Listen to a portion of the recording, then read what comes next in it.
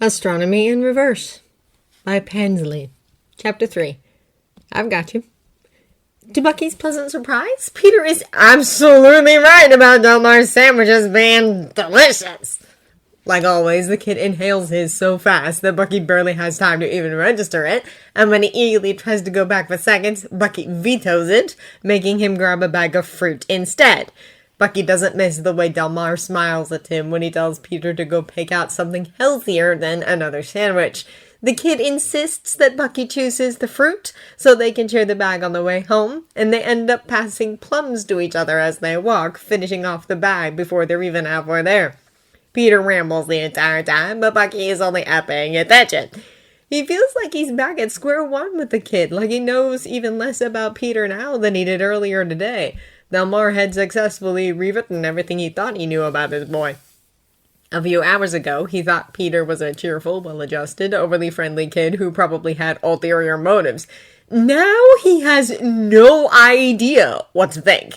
To learn that there had ever been a time when Peter wasn't smiling joyfully the way he is now was floored Bucky. And to find out that he doesn't live with his parents, which means he's probably getting his money from somewhere else, and that he's had multiple bad homes, as Delmar had called them, well, all of that has made Peter feel like even more of a stranger than he already is. He supposes some of it makes sense. If Peter had no family, it's not completely surprising that he'd want to spend his time with a grown-up, someone who has already gone out of their way to protect him. Maybe that part isn't so crazy, but the rest of it? The money for all the groceries they've been eating, not to mention Peter's new backpack and shoes. The way the kid never stops smiling around him, how he can't even leave his side for 5 minutes to find a table or to make hot chocolate by himself while Bucky fixes a busted doorknob, as if he doesn't want to spend even a minute alone if he doesn't have to. None of that makes any sense to Bucky. He knows he should ask. Even more than that, he has the right to know. Peter's the one who showed up one day and inserted himself into Bucky's life. He has the right to at least know why. They take a more scenic route home, walking through a small grassy park rather than around it. Peter stops to pet every single dog he sees, and one cat who's peacefully sleeping on a bench until Peter trots over and wakes it up to snuggle it. The cat gives him a long-suffering, annoyed glare, but puts up with the nuzzling and the pets, and Bucky feels a weird sense of affinity for its grumpy expression. Good, he says to get Peter's attention, still kneeling by the bench and rubbing the cat's head, his back to Bucky. Where are you getting the money for all the food you've been buying? Peter's hand stills just for a split second, almost unnoticeable, but not to Bucky. The kid starts, obviously taken aback by the question. He glances back at Bucky quickly, makes the briefest of eye contact, then returns his gaze to the cat. I have a job, sort of. Bucky waits, expecting the kid to say something else, but he doesn't. He just sits there, continuously petting the cat, though slower now, as if lost in thought. Which is? Peter startles, glancing at Bucky again. I tutor some of my classmates. Wait, Bucky says, frowning confusedly. That's it. You can't be making that much just by tutoring some kids. Peter stands up, dusting off his pants, and smiles at Bucky, somewhat embarrassed. His cheeks go a little pink as he says, It pays pretty good, actually. They start walking again at a leisurely pace, and Peter keeps his gaze downturned, doesn't even look up or react when they pass another dog, which makes Bucky's stomach knot for some reason. I go to kind of a rich school, Peter says, like he's admitting something he's ashamed of. It's supposed to be a technical high school for gifted kids, but it's become kind of prestigious. Lots of rich parents want to be able to say their kids go there, so there's tons of paid admissions. While there's still kids like me who got in by passing the exam, there are a lot more who didn't and kind of struggled with the schoolwork. If possible, the kid's face reddens even more, the tips of his ears darkening beneath his curls. I'm top of my class in pretty much every course, so anyway, the administration helped me set it up for students who need extra help. I guess there were some parents who were, impressed or something by my GPA. So I tutor some kids one-on-one before school every day and sometimes after, like today. Their parents pay for it, and since they're all pretty wealthy people, they pay really well. You can tell by the slight change in the kid's voice that he's reluctant to admit it, like he thinks Bucky is going to admonish or bully him for being smart or something. His shoulders hunch like he's expecting to be criticized, and Bucky can't fathom why. You should be proud, he tells him, resisting the temptation to pat his shoulder. There's nothing embarrassing about being smart or working hard, kid. You deserve every cent. That at least is something Bucky can't say for himself. Yeah, I guess, Peter says quietly, with a small, subdued smile. It's just, I don't know, some kids at school make a big deal out of it, you know? I kind of have a reputation now, and I guess I just don't like to stand out is the thing, says the kid who runs around every night in bright red pajamas. Hey! Peter laughs, his usual expression finally back. That's different! How is Spider-Man supposed to scare criminals into not committing crimes if he doesn't stand out? Is that your goal? Bucky asks, to purge queens of criminals by scaring them all into becoming law-abiding citizens. No, that'd never work, Peter says. At least he's smart enough to admit it. There's always going to be crime. There's a lot we can do to minimize it, but at the end of the day, there's always going to be people who want to cause trouble and hurt others. So that's why... He trails off looking embarrassed again. That's why there should always be someone like the Avengers to defend against those types of people. I can help do that, so I am. That's really all it is. Something like anxiety mixed with dread constricts Bucky's chest. It's a familiar feeling. Worry, fear, but also a deep, burning pride and admiration. It reminds Bucky of earlier, running down the street thinking Peter got shot. But it feels even more real than that did. Peter isn't going to stop. He's going to go out every night and risk death to protect other people. Not because he can, but because they can't. Why does he know this feeling so painfully well? If you're going to keep fighting, he says, pausing until Peter looks up at him quizzically, you should at least know how to fight. Peter's eyes widen, a surprised, unbearably hopeful look on his face. He's about to ask, but Bucky beats him to it. I'll teach you. Peter's nightly routine of going on patrol is pretty much exactly what Bucky pictured. The kid dons his costume and takes to the rooftops with his web shooters, swinging from building to building and using his heightened senses to look for trouble or nefarious activity from above. Bucky observes until the kid is out of sight, staying behind to wait. They've picked the highest, barest rooftop they can find, somewhere they're unlikely to be spotted, but with enough open space to be able to spar freely. Bucky gets warmed up while Peter does his patrol. The kid probably won't need much stretching after flying around like that, so Bucky uses the time to work out his less used muscles instead. He hasn't fought anyone since those thugs the night he met Peter. His left arm feels a little rusty, no pun intended, the metal creaking and groaning as he practices punching forward with it, so Bucky elects to work on his other arm and legs in its place. He doesn't want to use his left arm against Peter anyway, not even to spar. Especially when it's malfunctioning. He's worked up a decent sweat by the time Peter comes swinging back onto the roof, pulling off his mask and goggles and grinning at Bucky like he's excited to see him. Guess what? He says, bounding up to him. I caught a car thief! Oh, says Bucky, noting the flesh-glistening skin tone on Peter's happy face. Yeah, he was trying to pry the door open with a crowbar, so I stopped him and he got mad, and he tried to hit me with it, but I whipped him up and some nice lady who saw the whole thing called the cops, so I left a note saying what he did and left him for them. Bucky glances Peter over. Did you get hit? Peter looks down at himself, inspecting his arms, chest, and legs. I don't think so. Maybe. If I did, it doesn't hurt anymore, so it probably won't even bruise. Sighing, Bucky smooths his hair back out of his face. Thank God for this kid's healing factor. So where do we start? Said a kid asks, voice bubbling with excitement. To start, Bucky answers, taking a few steps back until there's a reasonable distance between them. I want you to try and subdue me the way you would any regular criminal. Luckily for you, your abilities seem most suited to mid-range distance combat. We'll work on hand-to-hand later, as that's most likely going to be a last resort for you. For now, let's just focus on taking down and incapacitating an opponent. I want to see how you move. Got it! Peter says, pulling his mask and goggles back on. All right, then, says Bucky, taking a defensive position. Come at me. All in all? Bucky's fairly impressed with Peter's abilities.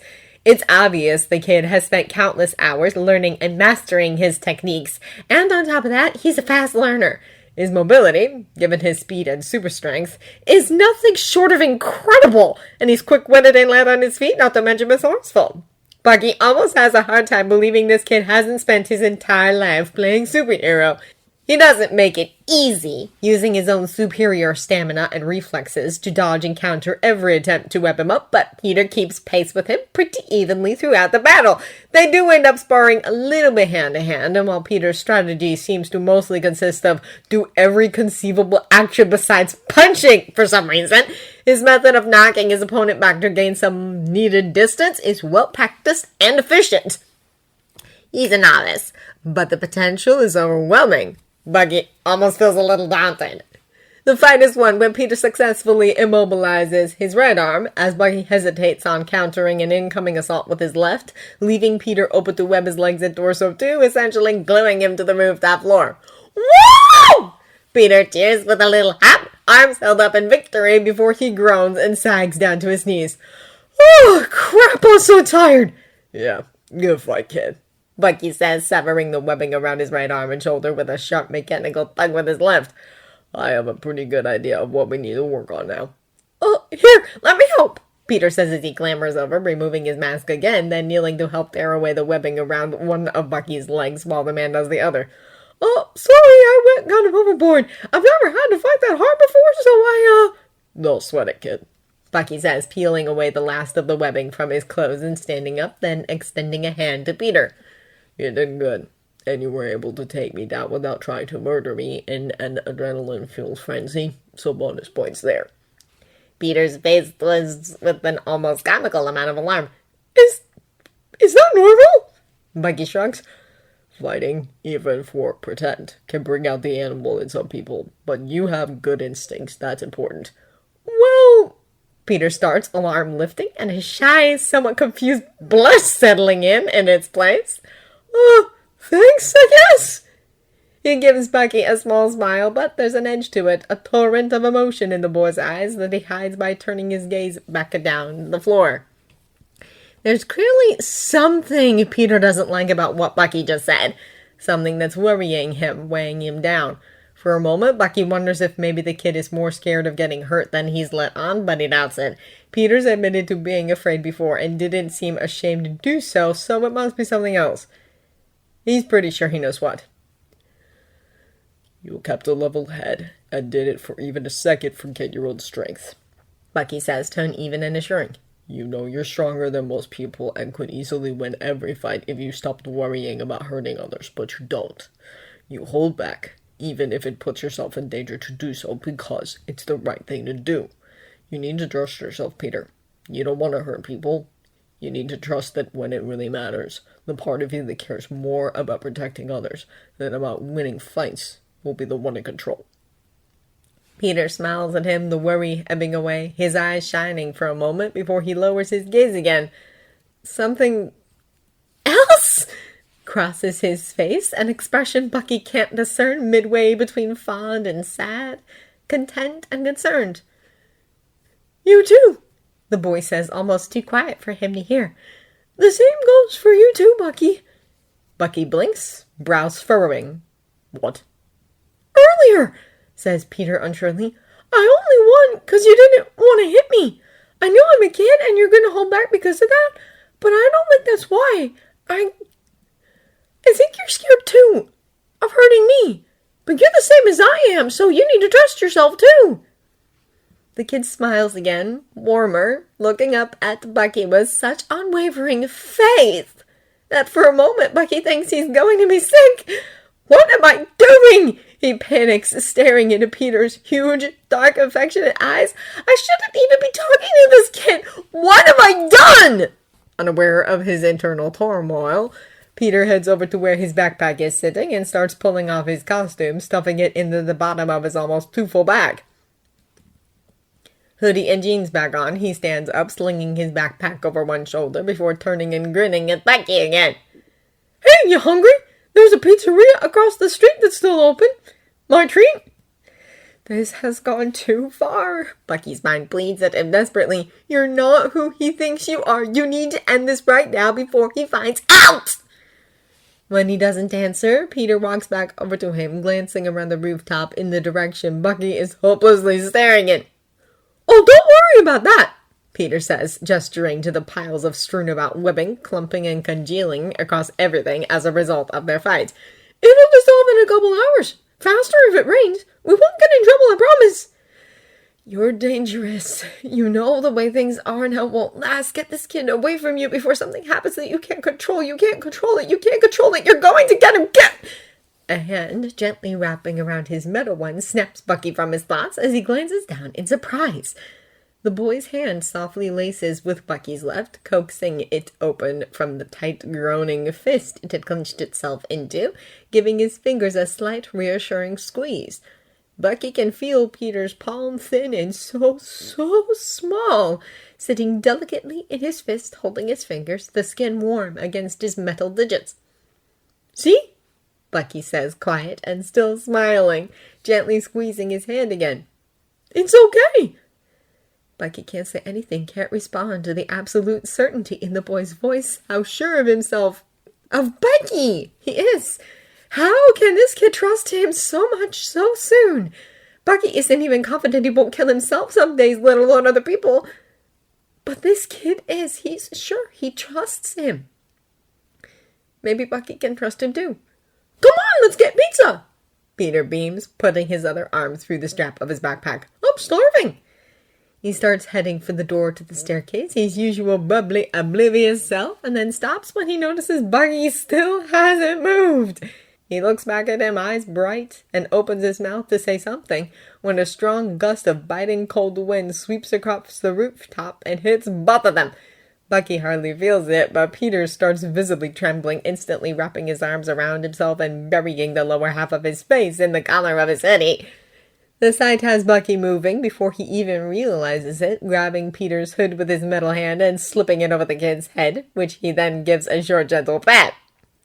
Okay, kid, he says, letting go and heading for the door. Pizza it is. Bucky doesn't get much sleep that night. Between thinking something awful happened to Peter when he didn't show up, to learning that the kid doesn't live at home, to the unsettling realization that Peter is under some very damaging delusions about Bucky's character, not to mention the all-consuming fear that he is directly putting a child who trusts him implicitly in harm's way. Well, to put it lightly, yesterday had been a long day. He goes about his usual Saturday activities, passing time until he has to walk What's-Her-Face's dogs. Peter asked last night if he could stop by a little earlier today since there's no school, so Bucky wants to go and get the job over with as soon as possible. It's minute 40 of a 60-minute walk, Bucky coming around a corner in the sidewalk with one dog leashed to each arm, when he almost runs straight into a kid. Not just any kid. The kid. Whoa! Peter says, jumping back to avoid colliding right into Bucky's chest. Hey, Bucky! Kid, Bucky says in lieu of a greeting, pulling on the leashes when the dogs rear up to sniff at the boy curiously. Peter gasps, face lighting up like the sun. Oh my god, who are you guys? He exclaims, dropping to his knees and trying to pet both dogs, who begin lavishing him with excited wet kisses. Ah! What are the names? He asks, looking up at Bucky from under a canopy of dog tongues. How the hell should he know? He doesn't even remember their owner's name. They're dogs, he tries, hoping that that'll satisfy Peter, but knowing that it won't. He is right. Dogs need names too, Peter huffs, grabbing the bigger dog's collar and looking at the tag. You're Tessa? He says, grinning, and then reaches for the other dog's tag too. And you're Dodger. Nice to meet you guys. Kid. Bucky tries again, unable to keep the amusement out of his voice. They're dogs. Good dogs! Bucky sighs, pulling on the leashes again when Peter tries to stand up to give him room. He notices the kid's backpack seems completely full again. But he didn't have school today, right? So it's most likely not full of books. Not to mention they're decently far away from Bucky's apartment. Groceries, maybe? What are you doing here? He asks, not bothering to mask the confusion in his voice. Peter glances up at him, a familiar sheepish blush spreading across his cheeks. Killing time? Bucky frowns. Until what? Until Peter says, then stops, giving Bucky a shy smile and a shrug. I just thought it'd be rude to come over too early, I guess. His frown deepens. Why didn't he just wait at home? Whose dogs are these? Peter asks before Bucky can voice his own question.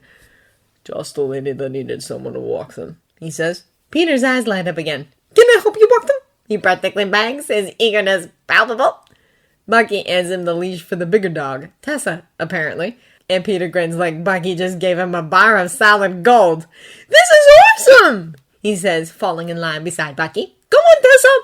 He doesn't tell Peter to curb his enthusiasm, somehow unable to hold on to his earlier grumpiness, watching the kid ramble at the dog the same way he does to Bucky. Tessa, for what it's worth, is a much more gleeful listener than Bucky is, though eventually Peter tires of repeatedly asking her, Who's a good girl? With not exactly varying results. So, Peter says after a while, on their way to return the dogs, I don't know if you're interested, but I brought some movies. I figured that might be more fun than me just babbling all night like usual. I know you don't have a TV, so I brought my laptop if you want. I borrowed some DVDs from this kid at school. His name's Ned. I really like him. We get along really well.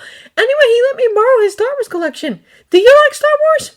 The safest bet when talking with Peter, Bucky's learned, is to just answer the last question asked during his excited spiel, and then wait for him to repeat any other questions he decides he needs answered when he inevitably re-asks them.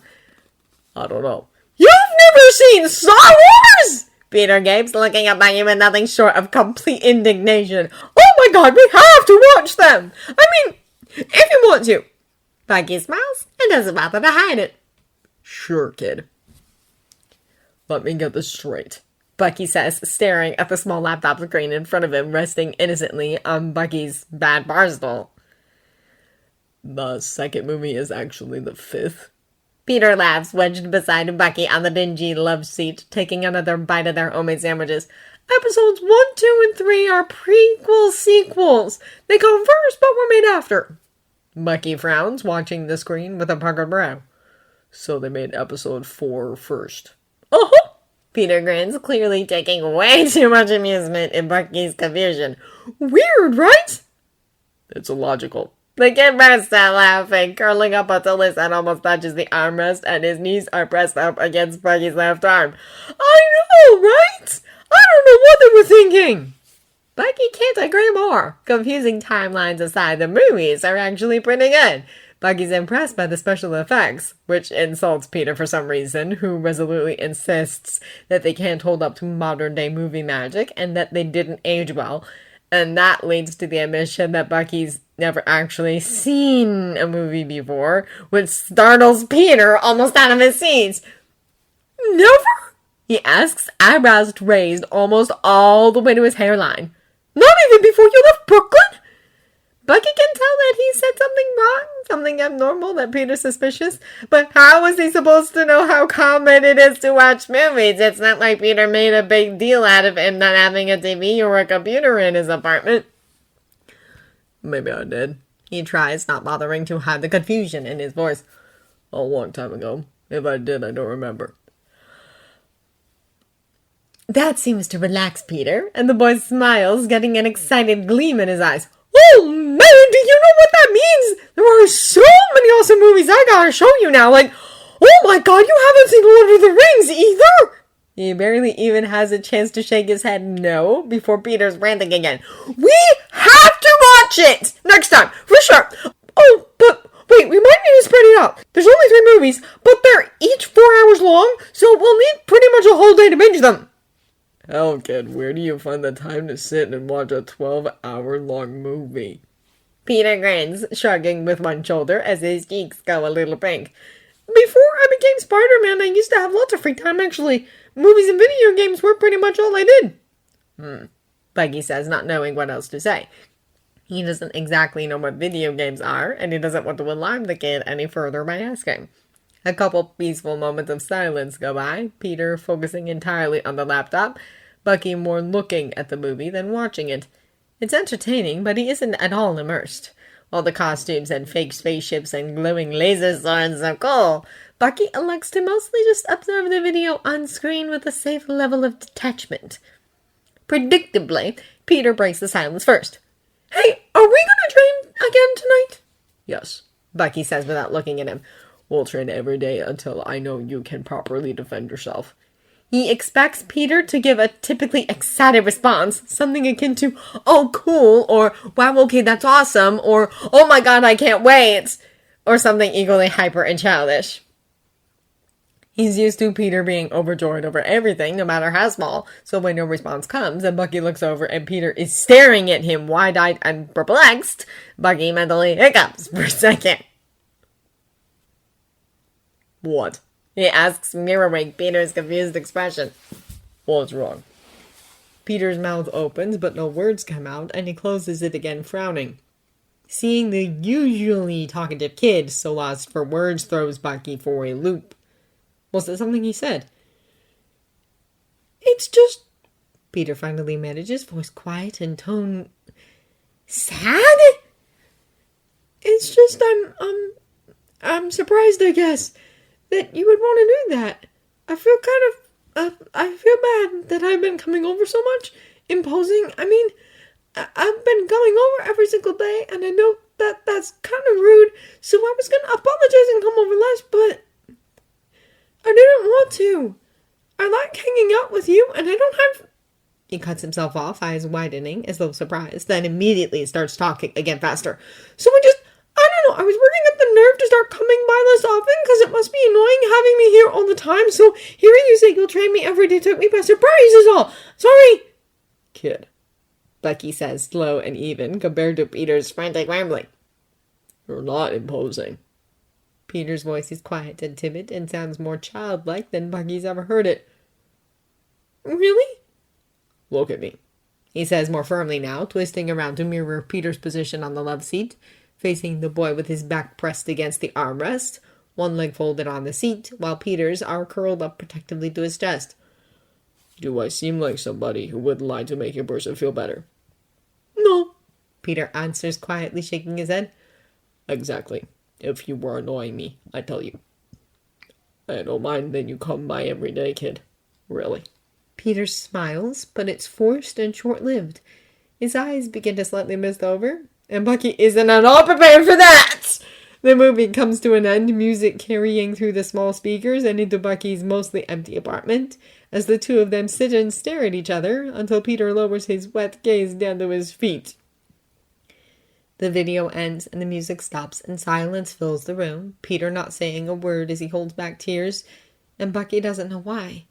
He doesn't know why his company, of all people, means so much to this kid, doesn't know what Peter could possibly be gaining by spending time with him besides a sizable chunk out of his savings, doesn't know anything about Peter really, who he is or where he came from or why he's crying. But he wants to. He wants to ask, but he waits, letting Peter compose himself first. When his eyes are mostly dry, Peter finally looks back up at him, no doubt intending to say something, probably to apologize, but Bucky speaks first before he can. Where are your parents? If Peter's surprised by the question, he doesn't show it. His expression is unreadable, gazing past Bucky like he's seeing through him. When he answers, his voice is detached. Sounds like he's been crying way harder than he really has. They died a long time ago. Bucky waits, hoping Peter will say more, but the boy remains uncharacteristically quiet, curled up against the armrest. Normally he'd let it go, has no real desire to pry. But he wants to understand, needs to know where this kid came from, how he ended up here. Peter, he says, surprised by the gentleness in his own voice. The kid looks up at him, eyes wide and dark and so unbearably filled with grief. Tell me what happened. The kid swallows, taking a deep breath and tightening his arms around his knees for a moment before he exhales and sags further into the couch. I was born in Manhattan, he says, quiet and soft. When I was 5, my parents left for a work trip and their plane crashed. I don't remember them that well, honestly. I don't even think I know what they looked like if I didn't have photos. Bucky listens, still and silent, lets the kid talk at his own unhurried pace. My aunt and uncle took me in, May and Ben. They raised me, and even though they weren't, I considered them my parents, you know. They were there through everything, and they were amazing. They went through a lot to make sure I was taken care of, and we were always really happy. He doesn't miss the fact that Peter's using past tense. Bucky's throat begins to feel like it's closing up. Last summer, Peter starts, then stops himself, his eyes welling up again. You know how I said I go to a rich school? One of my dad's old friends, kind of an old colleague, I guess, he's this rich scientist, and he offered to write me a letter of recommendation to help me get in if I did some work for him. Mostly just mindless lab work, to be honest. I think he just wanted an extra pair of hands he didn't have to pay for. Anyway, that's where I got bit. By the spider. He looks down at his hands, staring at them like he's expecting them to look different than they usually do. When he speaks, his voice is so rife with despair that Bucky doesn't even recognize it. I knew something was wrong pretty much right away. All my senses were suddenly heightened to a crazy level, not to mention I was stronger, faster. I wanted to tell my aunt and uncle, but I couldn't. They really wanted me to go to this school, but they didn't approve of me accepting Mr. Osborne's help. My uncle really disliked him for some reason, so I couldn't tell them what happened. Pressing himself deeper into the corner of the armrest and the back of the couch, Peter wraps his arms around his curled-up legs again, practically folding himself into a ball. Right before school started, he says, tears overflowing from his eyes, running down his cheeks in wide, fat streams. My aunt and uncle went on a date. I was at home and something was wrong. I don't know if it's because of the spider bite, but I have this sense. I guess I get a feeling like when there's danger or something isn't right, and that night, He takes a shuddering breath, hands fisted in the denim of his jeans, as he desperately tries to keep himself from sobbing. Bucky feels rooted to his seat, frozen solid to the core. He knows what the end of this story is, but he's silently begging to be proven wrong. Something was wrong, Peter says, nearly a sob. I knew something was wrong. I could feel it.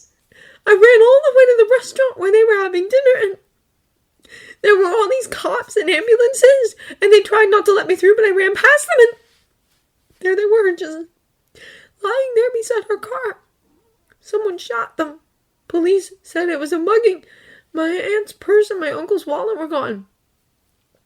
Peter lets his head drop, resting his forehead on his knees as he cries, silent and unnoticeable, save for the trembling in his shoulders. Bucky's heart feels cold in his chest, like it's pumping ice through his veins instead of blood. He doesn't know what to say. All the grief Peter's felt in this short life, losing his parents twice, not to mention the changes his body went through all by himself, dealing with that and God knows what else, on the heels of burying the two people he loved most in all the world.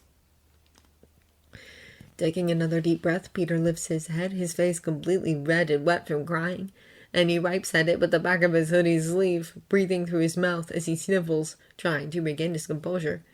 He doesn't look up at Bucky, keeping his gaze fixed on his knees, eyes tired and darker than Bucky thought possible for the kid. I'm in foster care now, Peter says, almost a mumble. My aunt and uncle paid a small fortune to get me into that school, so I'm really lucky that I'm still able to go. It's kept me going. That and being Spider-Man.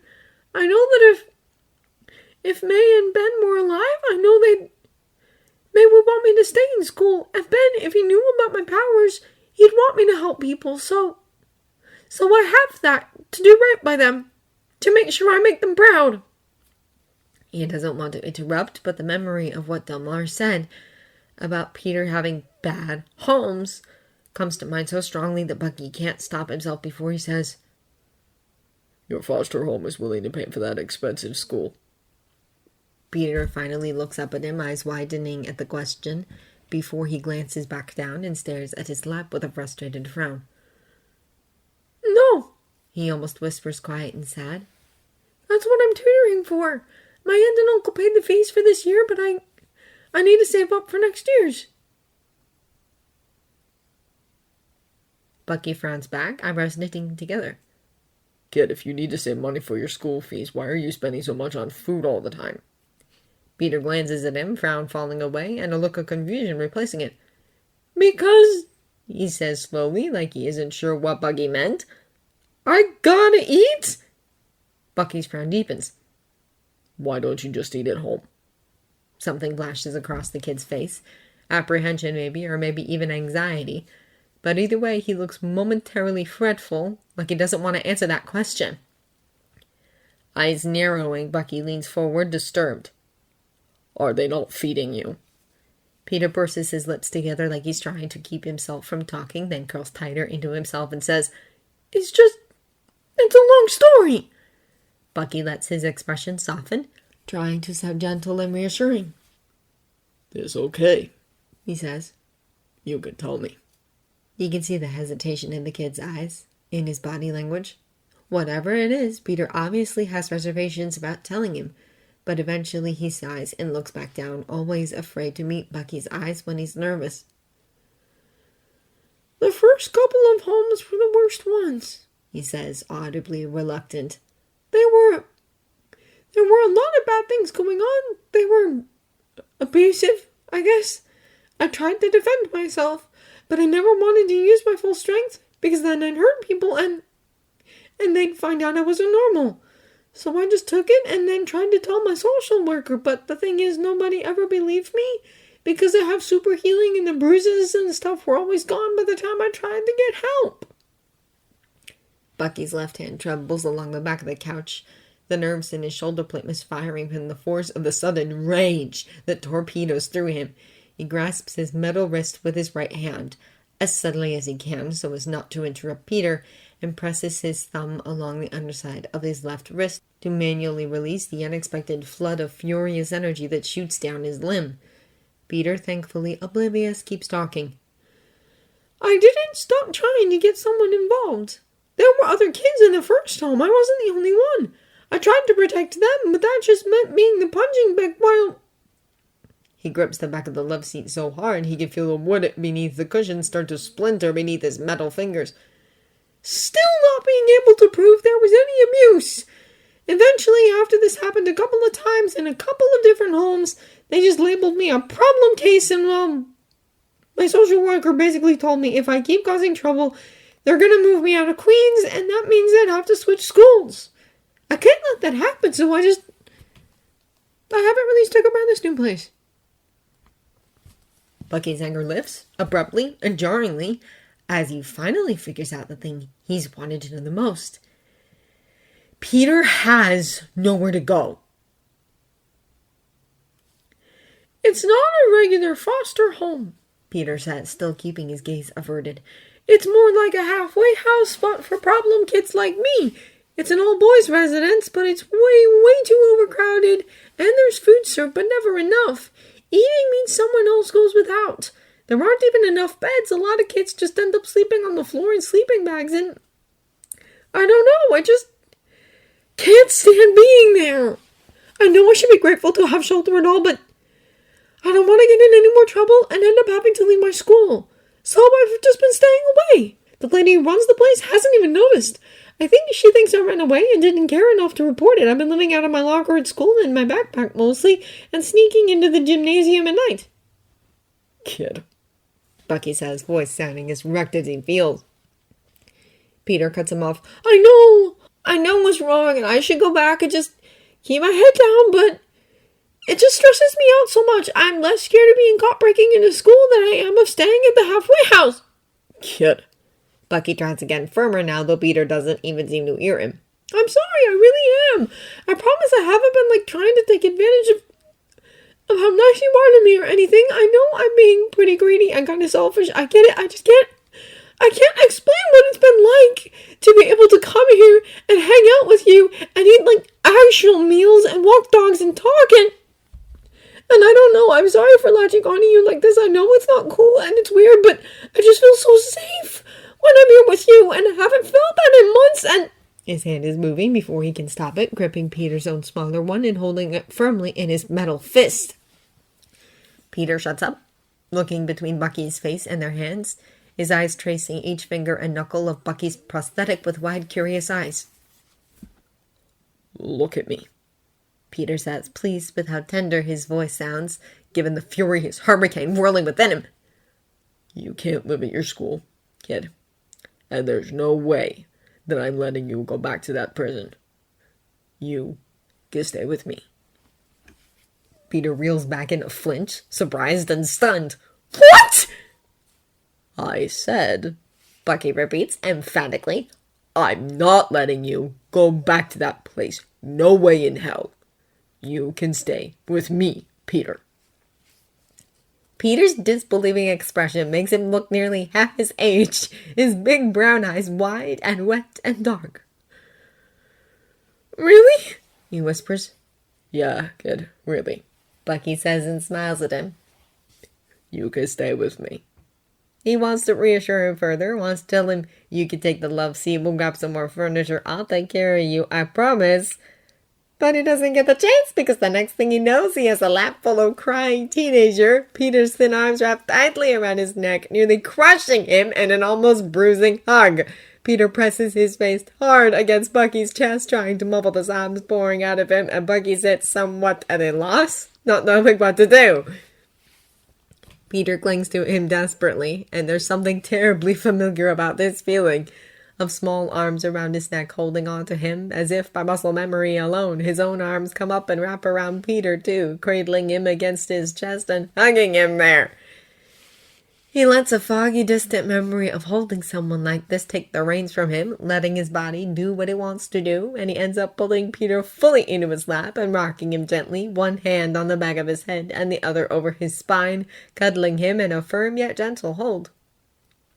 Peter's hands stay fisted in his shirt, his slight frame trembling under the force of his tears, and Bucky just lets him, carting his middle fingers through the boy's messy curls and then pressing the lower half of his face to the top of Peter's head tenderly. It's all right, kid, he whispers against the boy's hair. I've got you. It takes some time, but eventually Peter falls asleep like that, his vice-like grip at Bucky's shirt finally loosening as he nods off. Bucky waits a little longer until he's sure the boy is sound asleep, and then carefully maneuvers him off his lap and onto the love seat, smoothing down his hair as the boy curls up, laying his head gently on the armrest. Bucky grabs his thin fleece blanket off his mattress and tucks it over Peter, smiling unreservedly when the boy buries his face all the way up to his eyes underneath it. With one last gentle pat to his head, Bucky stands up, grabs his cell phone and notebook, and steps out onto the balcony. He isn't expecting an answer. It is Saturday night, after all. But now that he's gone and taken on this responsibility, he really can't afford to wait any longer. By the time the answering machine picks up, Bucky knows exactly what he's going to say. Hi, Frank. This is Jim Barnes. I wanted to call and say that I've made up my mind, and if you're still interested. He looks back through the doorway at Peter, curled up and sleeping soundly. I'll take the job.